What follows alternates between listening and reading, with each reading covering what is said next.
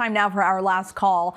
A curling controversy in this year's Olympic Games is heating up the ice. Members of Canada's men's and women's curling teams have been accused of cheating across multiple matches, as well as Great Britain in a game against Germany, all facing allegations of double touch with the curling stone after its release. Here to break things down for us is CEO of U.S. Curling, Dean Gimmel. Dean, thank you so much for joining us. I've tried curling. It is so difficult. It looks easier than it is, but you're a former curling athlete. What are your thoughts on these allegations? Well, I think what people need to know is that the competition in our sport is as intense as any other. And, athletes are serious out there. They're dedicated to their craft. We typically don't see things like this bubble up during our games. But, there may have been an infraction. Whether it really had much impact on the result of the thrown stone, I'm not sure. World Curling manages the rules at these events, not us. And I think that they've managed it about as well as they can.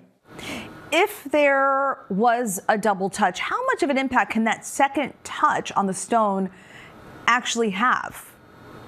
Yeah, that's where I'm skeptical about how much of an advantage it provides, Stephanie. As someone who played it, I think it would be a pretty difficult thing to make a significant difference, but obviously it rankled some and they reacted to it. But I don't think it's something that happens all the time by any means, certainly not with Mark Kennedy, although, clearly there was some history there that came to the fore. But I think I'm not as good as Mark Kennedy, quite frankly, or any of the players on our team. So I don't think it would be a big advantage for me or most curlers.